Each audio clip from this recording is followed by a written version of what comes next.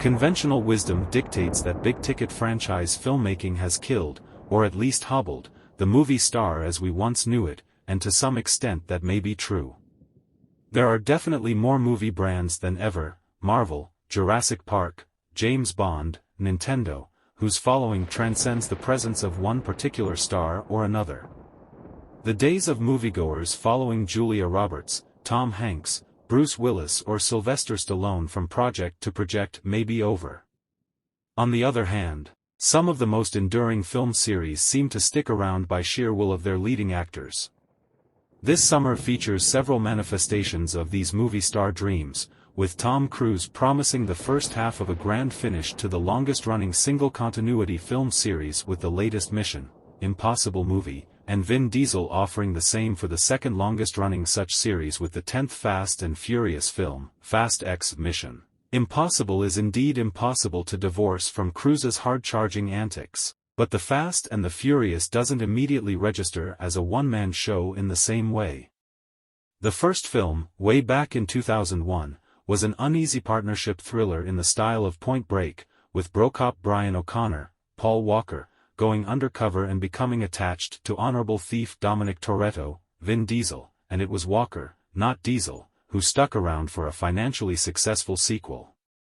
Neither of them appeared in the third installment, until Diesel made a post-credits appearance, heralding the return of the four original parts. For 2009's Fast and Furious, Michelle Rodriguez and Jordana Brewster also sat out the second and third installments. Audiences were delighted, and the series responded by repeating the cycle as much as possible, bringing back old favorites and recruiting new value-added stars like Dwayne Johnson, subsequently benching them or killing them off, and then reintroducing or resurrecting them, preferably with flashy mic-drop cliffhangers.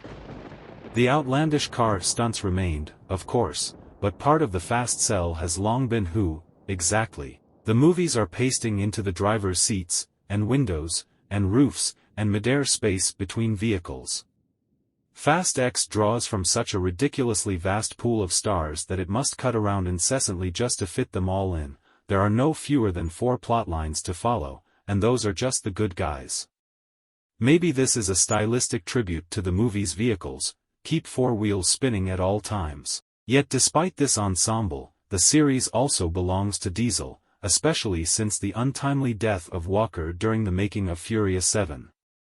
This is apparent for any followers of the parallel behind-the-scenes soap opera, where Diesel was apparently so disagreeable that Dwayne Johnson refused to share the frame with him on the fate of the Furious. He bailed on F9 entirely, and the series' most frequent director Justin Lin left Fast X just days into production, hastily replaced by Louis Leterrier. Lin retains a screenwriting credit. The seams don't show, at least not any more than they did on past movies that were rejiggered around various limitations. Perhaps this is because the most consistent of those limitations is Diesel himself, and his specific vision for this series. In Fast X, that vision involves Diesel's Dominic Toretto once again facing another burdensome challenge, with yet another bad guy, this one played with Jokerish Elon by Jason Momoa, targeting Dom for this time its personal revenge. This was almost precisely the case in F9, although there the bad guy, Dom's since converted brother Jacob, played by John Cena, was more instrument than mastermind.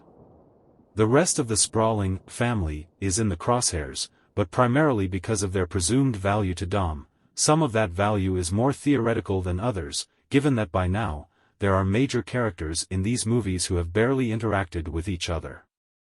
That almost doesn't matter. Everyone, good and bad, orbits the planet of Dom.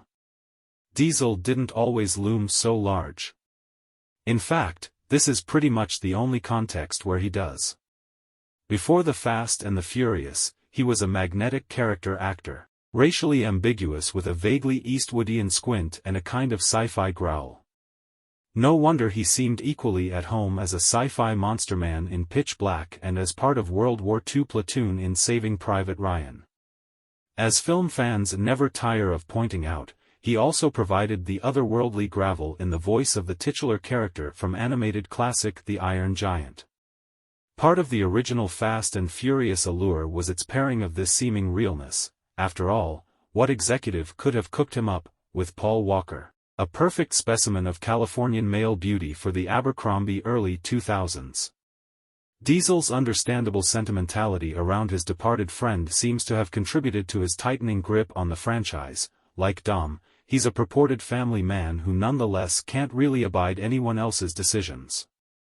Apart from the occasional Riddick revival, this is the only universe where those decisions have real consequence. Diesel's trajectory from aspiring filmmaker to unlikely movie star with a character actor effect to de facto auteur rewriting his autobiography recalls a figure from the heyday of star power, no less than Sylvester Stallone, whose possessiveness of Rocky Balboa, granted, a character he created, and to a lesser extent John Rambo, a character he did not, has defined and at times eclipsed his broader filmography.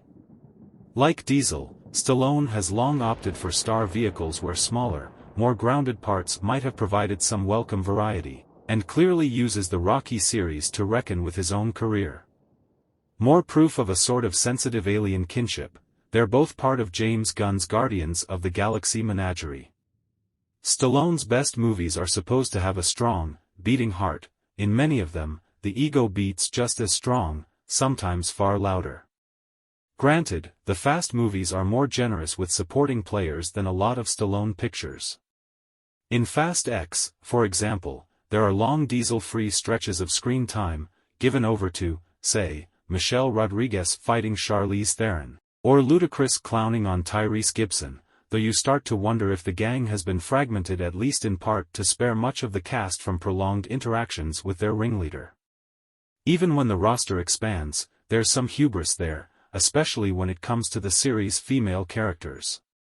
In Fast X, Diesel shares scenes with no fewer than 4 Oscar-winning actresses, Brie Larson, Charlize Theron, Rita Moreno and Dame Helen Mirren. Is this happening to confer upon them a certain badass all-star status, or because Diesel truly believes that this is the caliber of performer he should be playing against? Probably a bit of both. And if this means that Brie Larson is invited to winkingly serve looks while occasionally wielding a shotgun, maybe we're getting the better end of the deal. The sheer enormity of the Fast X cast means that every time the movie cuts away to another bit of business, there's another big star on display, whether it's Momoa performing a mincing bad guy solo, Cena doing his Kids' Choice Award shtick as the fun uncle to Dom's young son, Jason Statham throwing punches before deferring to the next move. In some ways, Diesel seems willing to glancingly acknowledge a degree of fallibility that Stallone spent much of the Rocky and Rambo sequels avoiding, and would only periodically embrace, usually with other writers in charge, Copeland and, later, Creed, a better Balboa follow-up than anything Stallone wrote himself. Dom speaks about his hope that the next generation will surpass his, where nobody listens, he intones darkly, an ideological muddle of a platform if there ever is one, and his feats of strength, while patently ridiculous for a guy who's never been Stallone-level ripped, or The Rock-level mountainous, are depicted as requiring a great summoning of protective rage. Fast X even ribs the franchise's James Bondian carte blanche. The real question is, why did we let this go on so long? A shadowy agency operative asks at one point, regarding Dom and the family's track record of globetrotting adventures, and destruction. The question resonates, since Walker's death lent Furious 7 some unwanted but gracefully handled closure. The Fast and Furious movies have spent a lot of time on the precipice, even for a series designed to ride that edge for fun. Fast X does a better job of yoking Dom's grim soap opera together with an anthology of chases and fights than F9, enough to raise confidence that Diesel might be able to steer the series into some middle-aged regret before going out in a blaze of glory. Some kind of Old Man Toretto legacy sequel only falls short of inevitable because it would involve Diesel having the patience and restraint to walk away.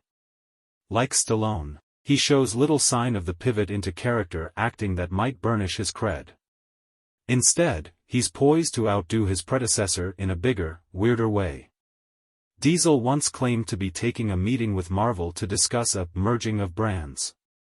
Unsurprisingly, this ill-defined merger between a superhero subsidiary and a human man did not come to pass. Instead, Diesel, the kind of unpredictable movie star that can't be simply adapted from corporate IP, seems to have seen where the world was heading, and achieved what Stallone has been toying with for years, he merged with his own brand. He's not a traditional star, maintaining a persona as he hops from project to project. He's cruising forever. His vehicles have become one with the road.